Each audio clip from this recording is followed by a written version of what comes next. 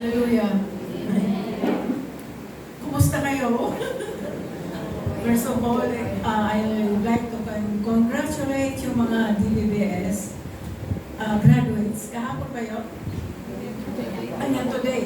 So congratulations po sa mga nag-graduate, mag-graduate ngayon, at saka doon sa mga teachers. Ang gagaling. Alam mo, nanggaling din ako dyan. Kaya alam ko ang hirap ng mga teachers na nag-guide. Mabuti ngayon, mayroon tayong mga print. Ako noon, yung mga drawing, talagang kinakarbon ko yan. Ilang piraso, ilan yung mga estudyante. Talagang din inaano ko sa drawing lang, sa carbon paper. Pero ngayon, okay na, mas madali. Kaya, God is, nakikita ng Diyos ang puso natin kung gaano tayo loyal sa Kanya. Amen. Okay, so manalangin muna tayo.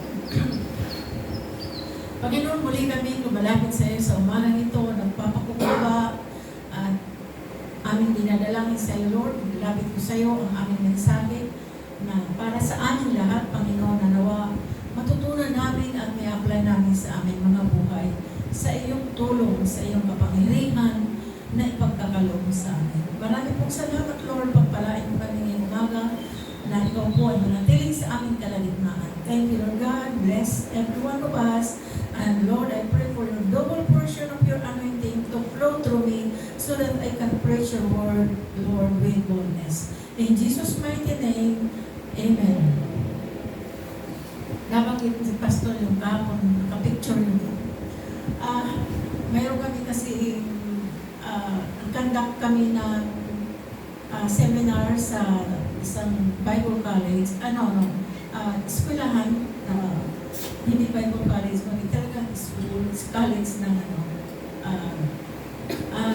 ang mga audience doon ay mga teachers, mga pastor din. Okay, hallelujah, praise God. So, ang ganda dahil talagang walang nag-resist, talagang nandoon nakikinig sila. Although, ang message namin ay about anti-corruption. Kasi yun ang problema ng bansa natin, di ba? Yung ill ng bansa natin is corruption, drug trafficking, human trafficking. So kami naman ay anti, meaning prevention. So yun ang aming messages na sinasamahan namin ng Word of God. Kasi sa Bible, mas malahalaga. Amen. So yung mga picture namin tapos, nag-picture talaga ako. Kasi pagdating ko sa bahay, parang tinibang sa akin. Diretso tulog.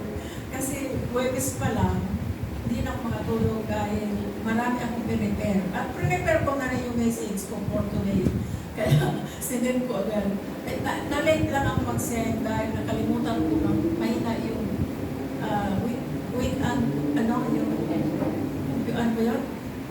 connection. Kaya sabi ko kay Pastora, connection, kaya tulungan ako. Nagkataon na ang aking laptop ay bago. Kaya nanibago kung paano ko isisend kay Pastora. Ang ginawa ko, kinakopy-paste ko isa-isa. So, praise God dahil God is good and God is always have ways. God always make a way. Amen? Amen. Praise God. Okay, the title of my topic is about submission. Ano ba submission sa Tagalog? Pagpapasakop? Okay. So yun ang kanina binasa natin sa James 4. Tama ba yan? Balik pa. Okay. Sa James chapter 4, verses 1 to 8. Basahin ko ulit. Okay. Nasa Tagalog kasi. Ulitin ko, basahin yung scripture reading. Okay. Sabi ko sa ating scripture reading sa James chapter 1 or chapter 4 or Santiago, Kabanata 4, mga talata 1 hanggang 8. Ito yung sinabi, saan nagagaling ang inyong mga alitan at pag-aaway? Diba? Hindi ba nagmumula yan sa mga pagnanasang naglalaban-laban sa inyong kalooban? So, ang away hindi sa labas ha? Saan? Dito sa atin. So, Okay. Verse 2, meron kayong ninanasa, ngunit hindi ninyo makamtan. Kaya umapatay kayo. Okay. Mapasa inyo lamang yun. May mga bagay na gusto ninyo, ngunit hindi ninyo maangkin. Tama ba? Tama ba? Noong panahon? Kaya kayo'y nagkakagalit at naglalaban-laban. Hindi ninyo nakakamtan ang inyong ninanais dahil hindi kayo humihingi sa Diyos. Kanino ba tayo dati humihingi? Kanino ba? Ay di kay Satanas, hindi tayo narinig ng Diyos. Di ba? Kasi ang puso natin punong-puno ng paglalaban-laban. Okay. Then verse 3, at humingi man kayo, wala rin kayong natatanggap dahil hindi tama ang inyong layunin. Ano ba ang motibo mo sa paghingi? Pantaya? Pagsugal? Kaya hindi talaga kayo bigyan. Humihingi kayo upang mapagbigyan ang inyong kalayawan, the last of the flesh. Ayan ang gusto natin, di ba? Nung wala pa tayo kay Lord, di ba? Lord, pahingi naman, mamaya magtutungit ako, bigyan mo ako ng pang-tungit. Lord, ako'y magsasabog. So, di ba kalayawan yan? Okay. Ito yung verse 4. Sabi sa verse 4, mga taksil, hindi ba ninyo alam na kapag nakipagkaibigan kayo, sa sanlibutan ay kinakaaway naman ninyo ang Diyos? Ang sino mang nagnanais na maging kaibigan ng sanlibutan ay nagiging kaaway ng Diyos. Alam ba ninyo sa ibang version, dito sa version ng Bible ko, kung anong ibig sabihin ng mga taksil? Mga lalaking nangangalunya at mga babaeng nangangalunya. O di ba pag ang mga lalaki asawa ay nangalunya, di ba tawag doon ay taksil? Pero malino dito sa akin, binabasa sa Bible. Hindi ko taksil. Grabe talaga. Okay, verse 5. Huwag ninyong akalain walang kabuluhan ang sinasabi sa kasulatan. Ang Espiritong inilagay ng Diyos sa atin ay puno ng matitinding pagnanasa. Pero ito, ang Holy Spirit, gusto niya na pumasok sa atin, hindi makapasok dahil may bara, may hadlang, mga kasalanan. Kaya, yun ang kanyang dito sa Bible ko, nagsaselos ang Diyos, ang Holy Spirit, ang Diyos kasi hindi nga makapasok-pasok sa atin. Dito naman, sa version, matitinding pagnanasa. Kung ang sanlibutan ay matinding pagnanasa sa mga pagkakasala, ang Holy Spirit naman ay grabe din ang kanyang pagnanasa na lumapit sa atin. Amen. Nasa atin na ba ang Holy Spirit? Amen. Bakit ang hina ng yes o no? Parang hindi alam natin. Okay, verse 5, verse 6. Verse 6. Ngunit, ito na, ang Diyos ay nagbibigay ng higit pang pagpapala.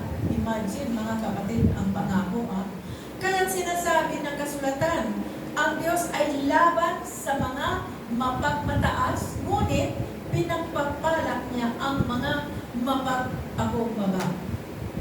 Tanungin mo yung sarili mo, tanungin mo yung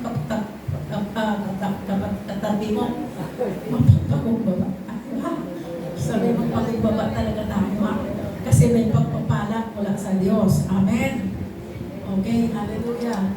Verse 7. Kaya nga, pasakop kayo sa Diyos. Labanan ninyo ang diablo at lalayuan niya kayo. Amen ba?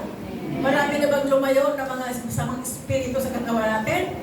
Marami na. Kasi nandito na tayo kay Lord. Nagpapasakop na tayo. And then, last verse, eto na. Lumapit kayo sa Diyos at nalapit siya sa inyo. Wow!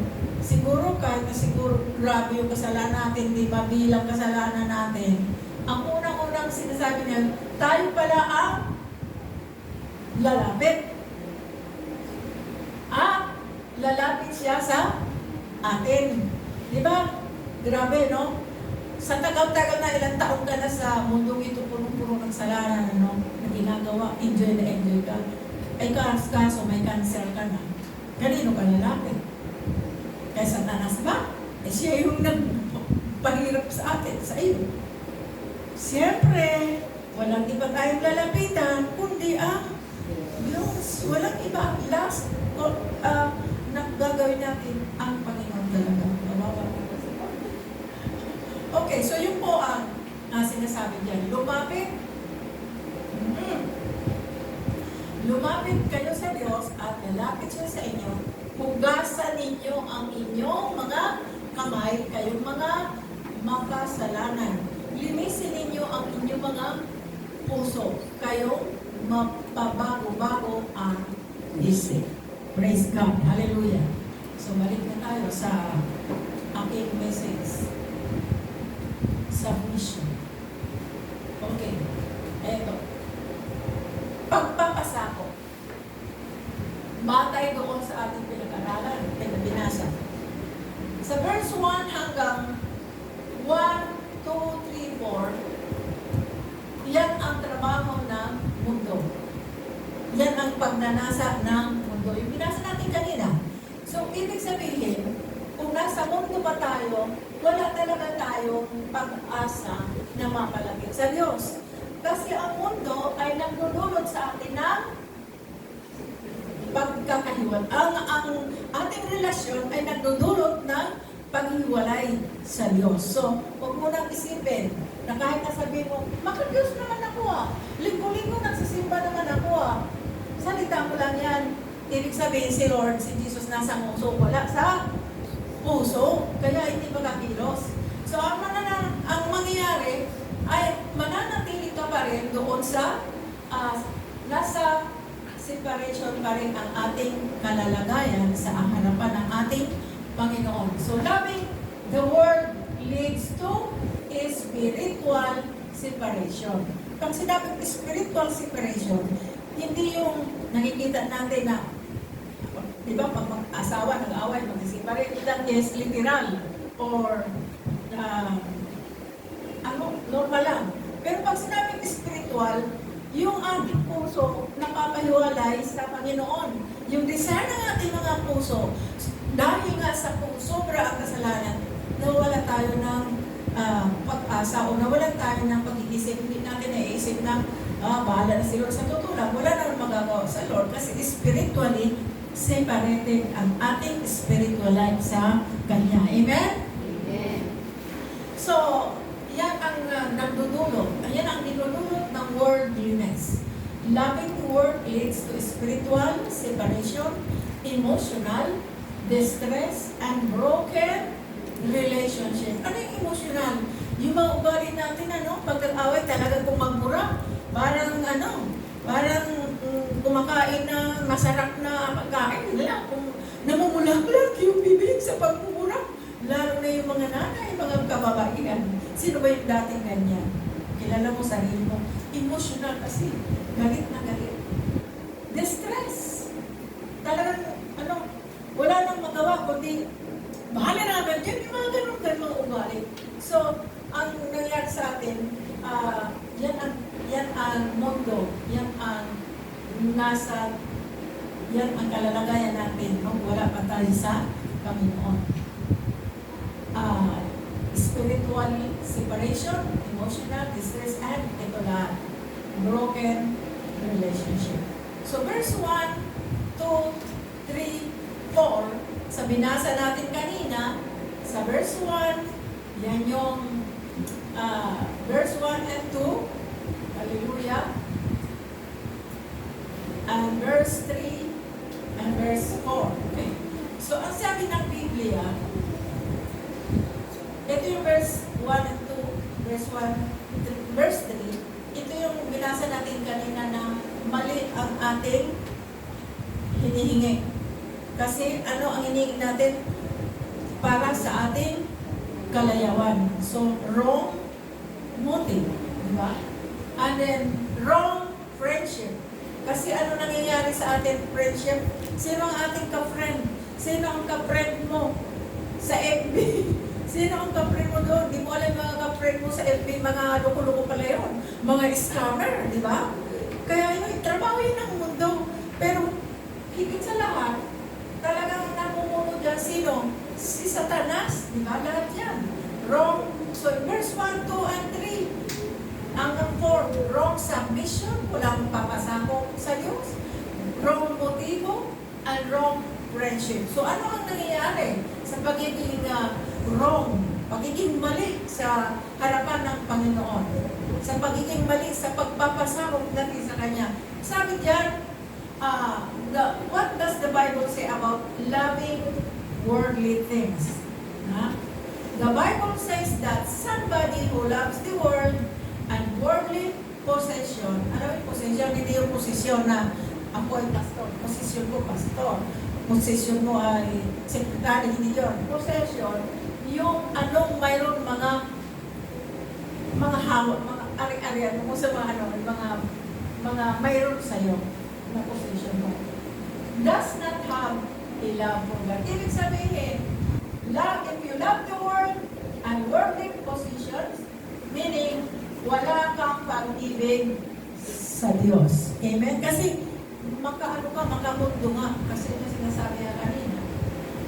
Is stated in verse 1, chapter 1, John 15, do not love the world or anything in the world. If anyone loves the world, love for the Father is not in them. Di ba dati ganyan tayo? Amen? Wala tayo. Okay, sabihin natin nagsasimba ka naman linggo-linggo. Pero tama ba yung pinupuntahan mo? Tama ba yung pinupuntahan natin? Diba doon ang sinasabi? Katulad na kahit ng 2, 3 nagatipo sa pangalan ni Jesus at ang tinuturo ang Biblia, hindi tayo napapahamak, hindi tayo mapapalayo, hindi tayo mapapahiwalay. Dahil, sabi dyan, do not love the world or anything in the world.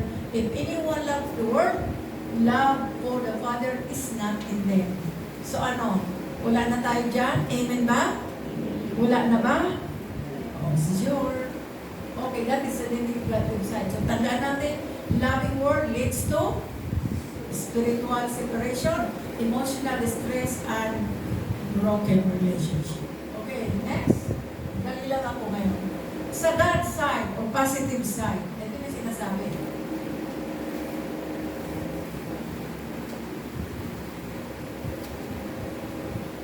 Ito yung kaninang sinasabi sa Bible, na ang Holy Spirit ay nagseselos. Diba? Sinasabi ko sa binasa natin kanina. God yearns for the Spirit which He goes to dwell in us. Ibig sabihin, ito ang banal na Espiritu ibinigay sa atin ng Diyos. Siya yung comforter natin. Siya yung reminder natin. Pero hindi makakilos, hindi makapasok. Why? Dahil nga sa worldly tayo. Worldly, in the situation of being worldly ang mga tao. Amen. Ngayon, nung makakilala na sa Panginoon, ito na ang kanyang pagkilos. Pagdating sa verse 5, kung tayo, ito na yung kilos ng Panginoon. Sa verse 5, tinatanggap na natin. Ang Holy Spirit, ang bilis makapasok sa puso natin. Amen? Kasi, mayroon na tayo, Panginoon.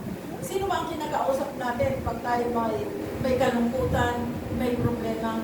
Di ba? Tinatawagan natin ang Panginoon. Andiyan ang Holy Spirit na nagre-remind sa atin.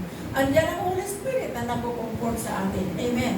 Hindi katulad ng dati na kahit ang tawag mo, kahit anong gawin mo, hindi mababayaran ng halaga ang pagkilos ng banal na Espiritu sa ating buhay.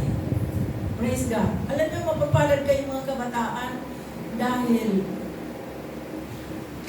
nakilala niyo si Lord. Ako nakilala ko ang Panginoon, matanda na ako. Sa bagay, mahigit 20 years mahigit ng 20 years ako nasa Panginoon. So, ibig sabihin, in verse 5, 5, God yearns for the Spirit which He calls us to dwell in us. Yung sinasabi na nagsiselos ang Holy Spirit kasi hindi siya makapasok. Now, because you have God, you have Christ in our lives, so the Holy Spirit can enter our lives. He is our comforter. He is our reminder. Amen ba? At sabi nga doon sa Galatians chapter 5 verse 21 to 24, the fruit of the Holy Spirit, ano yun? Love, joy, peace, ilan yun? Lakasan po ninyo. Yun ang napakahalaga. Na once na mayroon na tayong Panginoon, ang Holy Spirit, the gifts niya, regalo niya sa atin, ay nasa atin na. Amen.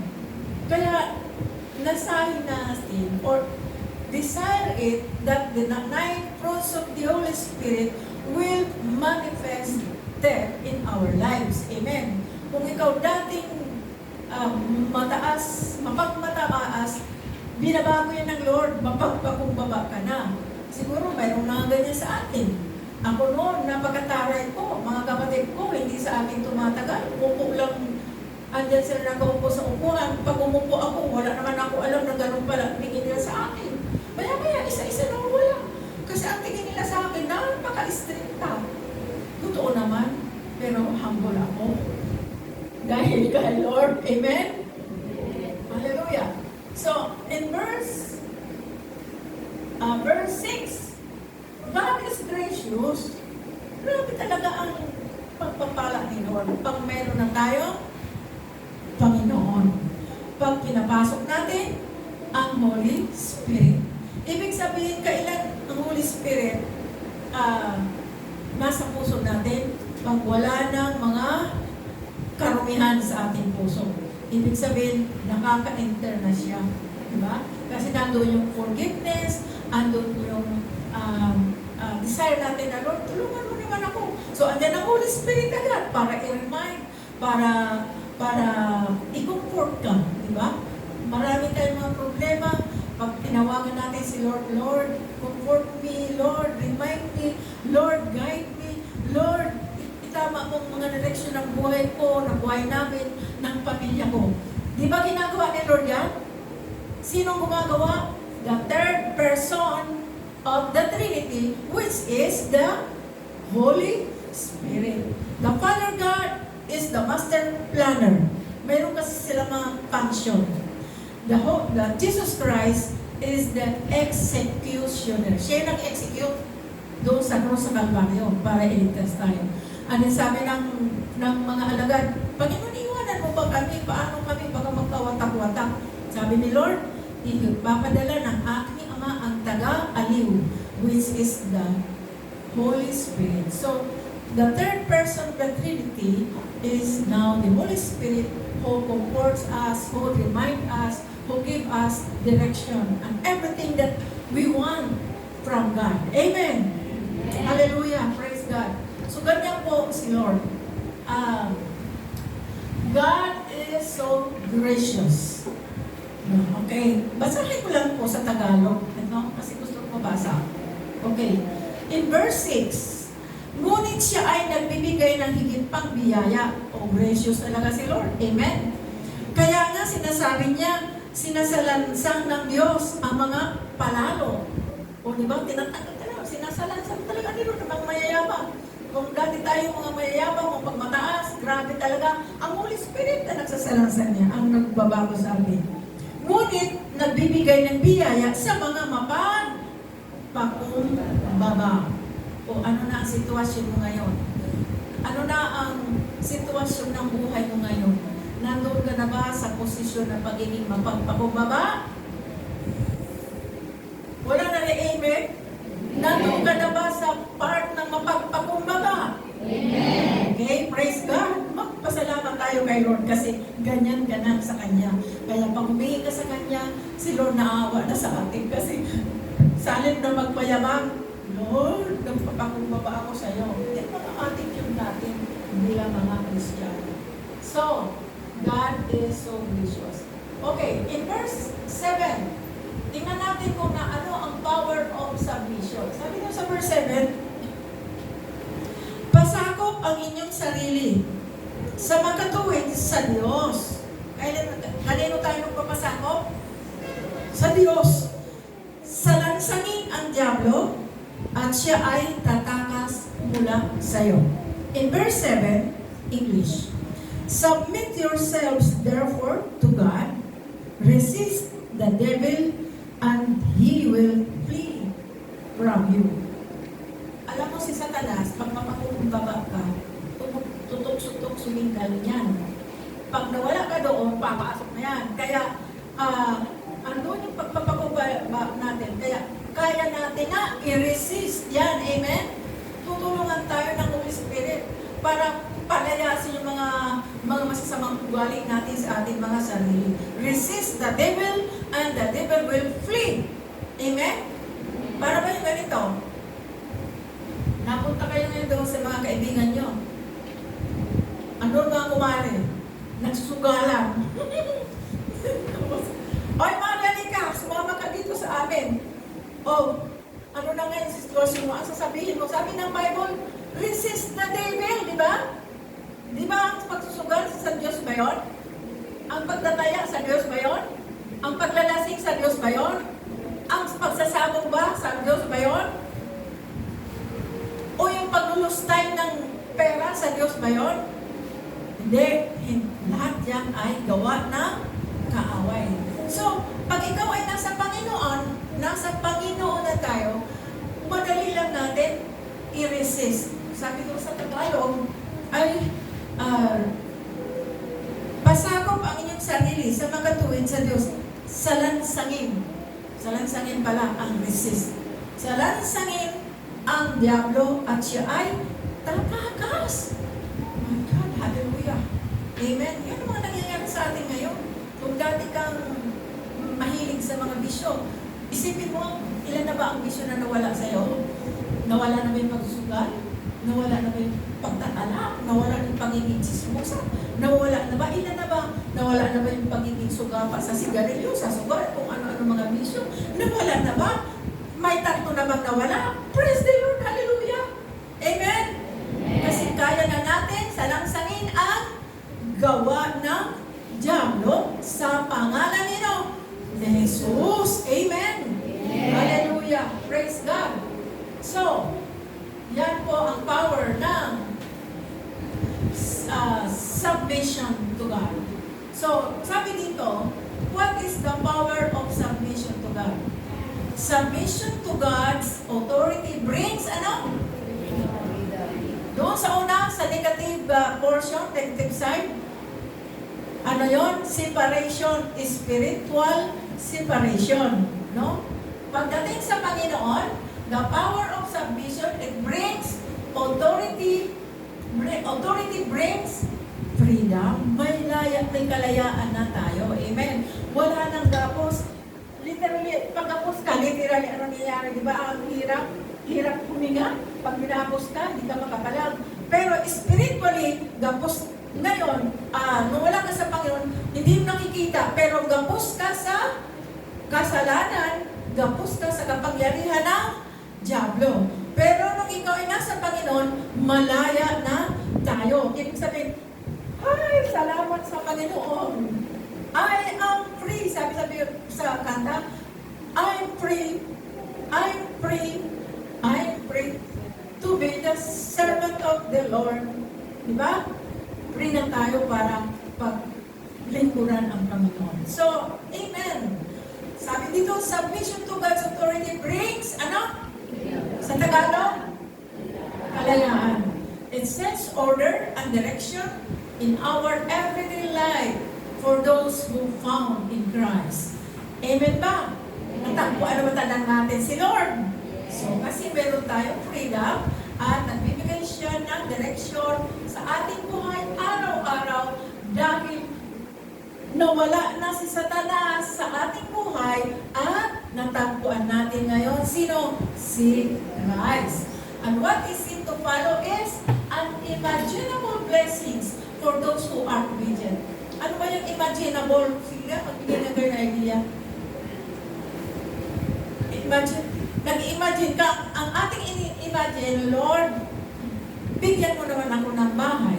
Pero ang gagawin ng Diyos, yung hindi mo ma-imagine, hindi lang bahay, kundi maraming pagpapala. Amen?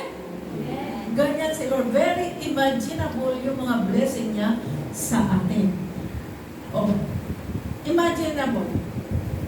Dati wala ka ng planong pumunta ng ibang bansa. Pero bakit nakapunta ka? Kasi yun ang direction ni Lord. Mayroon siyang purpose sa atin. Amen? Hallelujah! Praise God! Doon sa pinuntahan ko, every time magkanda kami ng seminar about moral renewal for graft and corruption na binigay ng DILD sa amin bilang program, talagang ang mga tao nakikinig. Kasi moral renewal for graft and corruption. Natin kung ano yung corruption. Napakaraming corruption dito sa ating bansa. Pero tinuturuan namin sila, naturuan din nila yung mga local government officers, employee, kasi mga kapastoral yung tinuturuan namin kahapon ay isang araw. So tuwa sila kasi mayroon palang batas na pwede pala tayo na mga lingkod ng Panginoon turuan yung mga local government, LGUs, di ba? Mga opisyal ng gobyerno, like what? Anong batas yun? Republic Act 6713. Ano yun? Code of Conduct and Ethical Standard. So, trabaho natin yan mga kapatid para turuan natin yung mga tao, lalo na kung kayo ay nasa empleyado, turuan natin sila na tungkol sa Biblia kasi karapatan natin yun. Amen? Akala natin, pag tayo ay sinigawan ng empleyado, akala natin, tayo ang dapat magturo sa kanila. Kasi hindi nila alam ang tungkol sa pagpapakumbaba.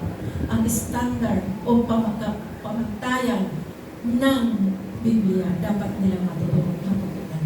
So, that is the power of submission. That what is to follow is unimaginable blessings for those who are obedient. Obedient ka ba? So, expect it. Maraming tayong mga expectation, pero may condition. You must be obedient. You must be, free. Mayroon tayong kalayaan. Amen.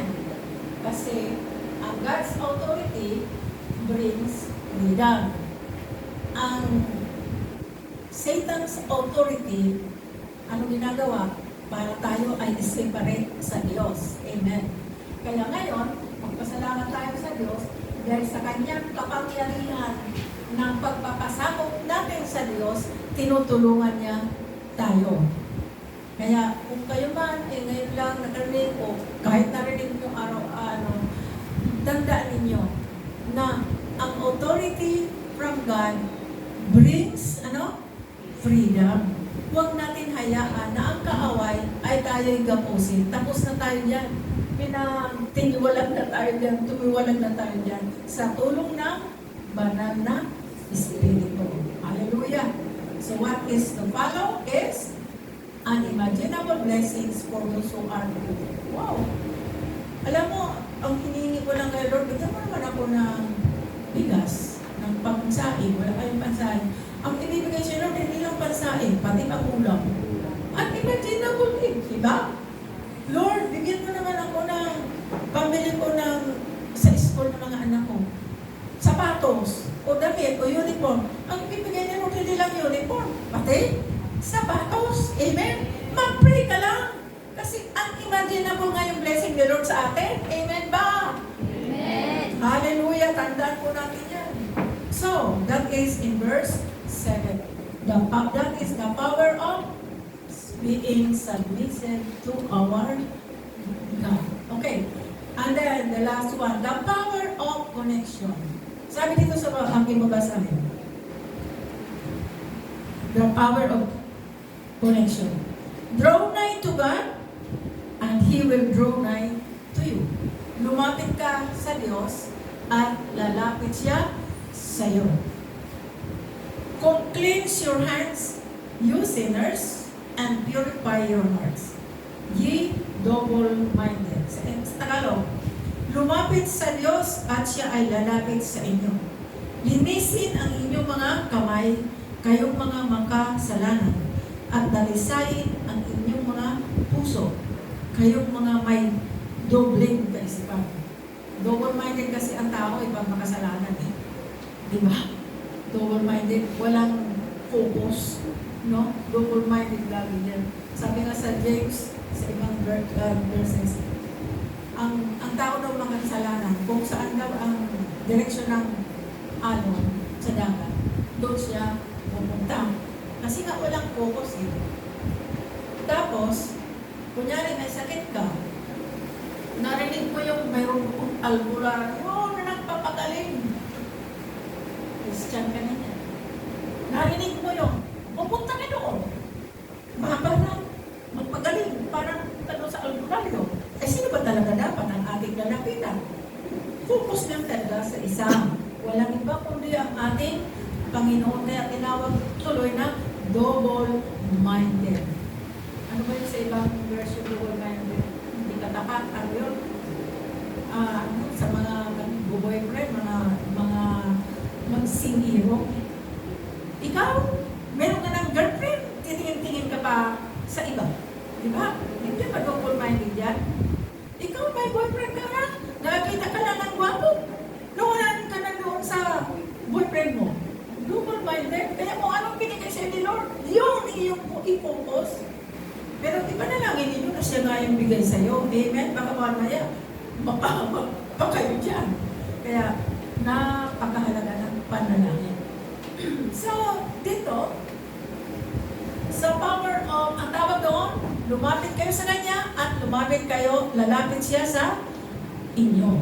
This is the power of connection. Napakahalaga ng connection. Alam niyo, yung connection natin sa pamilya, mahalaga yan. Baka mamaya, may magulang dito, hindi alam kung saan pumunta ang anak. Kasi hindi tama ang kanyang connection. Wala siyang paalaala, wala siyang pagmamahal, kaya ang anak na rebelde. So, kailangan ang magulang ay matindi dapat ang connection sa mga anak. Normal. Kung sakaling sabihin niyo, ang iyong anak mo ito, black sheep. Alam mo, trabaho niya ng demondo, tawagin black sheep. Pero lahat yan ay ibinigay ng Diyos sa atin bilang regalo ng Diyos sa iyo. Amen? Kaya kung ano yung black sheep mong anak, umatindig, matigas ang ulo, pasaway, yun ang pupusan mo na, Lord, huwag mo naman kami pababayaan. Ibinigay mo sa akin yan bilang regalo mo sa akin bilang anak. Tulungan mo naman ako, Panginoon. Yun lang ang dapat natin. Iluhod talaga natin. Makikita mo unti-unti. Mababago ang attitude ng ibang anak. Sino ba dito ang dating pasaway na mga kabataan? Huwag kayo mahiya. Magtaas kayo ng kamay. O yan! Alam mo, pasaway din ako dati. Hindi pa ako kabataan. Matanda na ako. Pasaway ako dati. Kaya, kahit naman mga matatanda na, may kapasawayan pa rin tayo. Amen?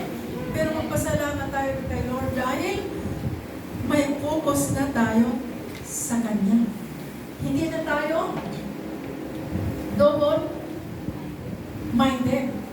Pag puti na lang. Pag pula na lang. Minsan may sinasabi tayo, bigyan, padalhan mo nga ako dito ng ganito. Maya-maya, yung order mo, nag-order ka ng pagkain, ng ulam. Eh sabi nung isa, parang maganda yata ito. Tatawag naman doon, palitan mo. Eh di magagalit talaga yung in-orderan. Kaya focus lang tayo talaga kung ano ang ating pangangailangan. So, the power of connection means our connection with people are very important and necessary. Huwag ninyong pabayaan ng mga kaibigan ninyo na mga nakakatulong sa inyong spiritual.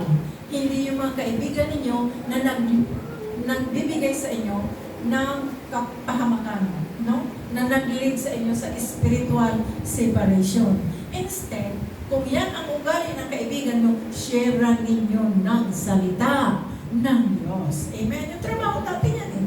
Nakikita natin yung mga pasaway na mga kaibigan natin. Sharean natin kasi yun ang ating trabaho eh. Yun ang ating mission order galing kay Lord. Diba? Amen? Praise God. Hallelujah. So, our connection with people are very important and necessary. The most important and significant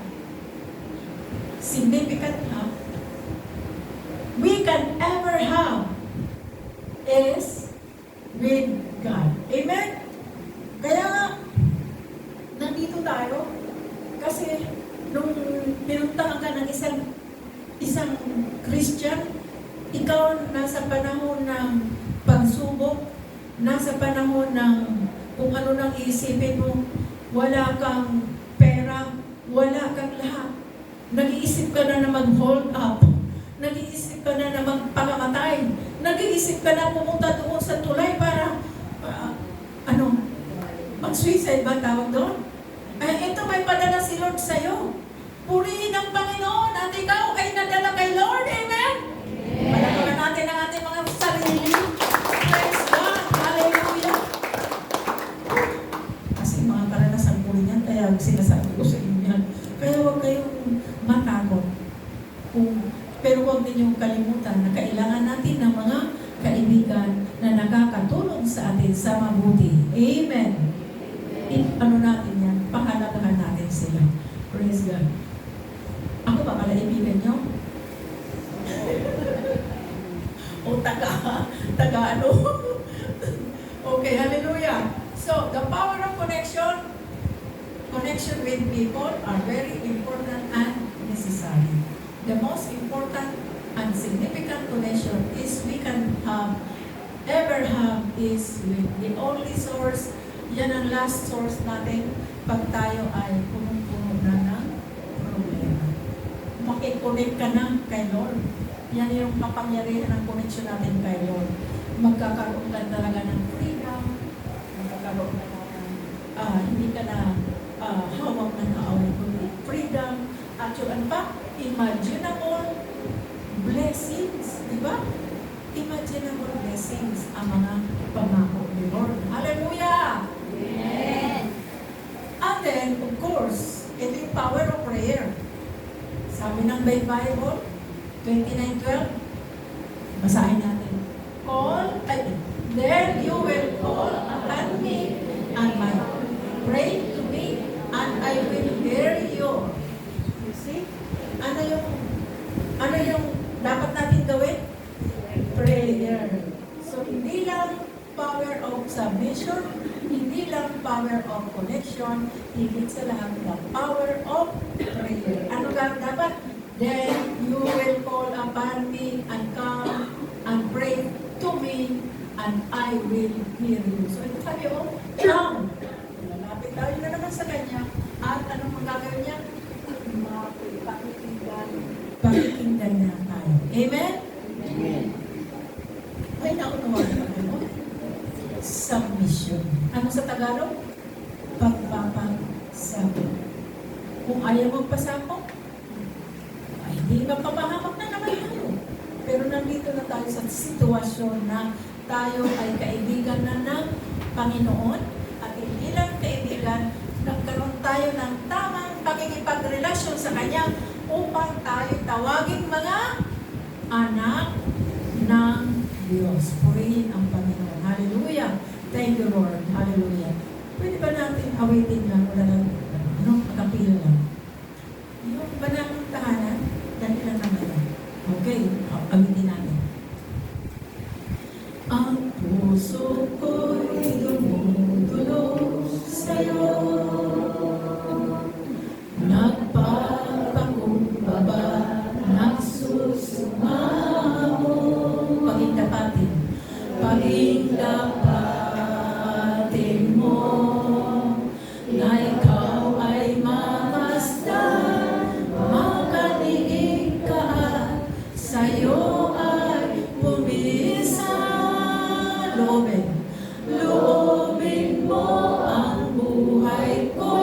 maging banal mong tahanan.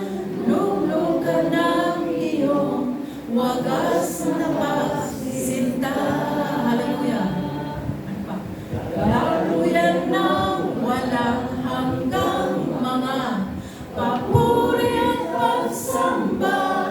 Maghari ka, O Diyos, ngayon at kailanman. Loobin mo ang buhay ko'y maging banal mong tahanan. Luglog ka ng iyong wagas na pagsinta. Daluyan ng walang hanggang mga papuri pagsamba. Maghari ka, O Diyos, ngayon at we are the banal na tahanan ni Lord. Amen? Tayo yung daluyan na, yung pagdaluyan na sa awit, yung pagpunang pagsamba, tayo yung daluyan. Ano nga naman ang mundo? Ang wala kay Kristo ay daluyan ng pagsamba. Iba ang sinasamba noon, si Satanas. Pero tayo daluyan ng pagsamba para sa Panginoon. So, we are banal na tahanan. Ano ba yung sa English, yung banal na tahanan? Banal. Temple. Ang tahanan, temple. Ang banal. Holy temple. Holy temple. Banal mong tahanan. Tama. We are the temple of God. Kaya kailangan maging holy tayo sa Kanyang harapan. O Lord, salamat po sa umagang ito naway ang salita mo, Panginoon, na mag-aralan ay aming pinaglas ang buhay at lagi mo tikmain, Panginoon, ang aming connection sa iyo as bilang submissive children, God, our connection sa iyo, Panginoon, the power of connection sa iyo, Lord, na pag kami lumapit ay lalapitan mo kami. Thank you, Lord God, for everything that you have done for our lives, and thank you, Lord, for all the blessings, or the imaginable blessings, Lord, na hindi pa namin naranasan, pero alam namin na ipagkakaloob mo yung imaginable blessing na yan, Lord. Thank you so much. Bless, Lord. Help us to be always obedient to you, Lord God. Thank you so much, Lord, and be prayerful kaming lahat, Panginoon. In Jesus' mighty name, Amen. Hallelujah. Praise God.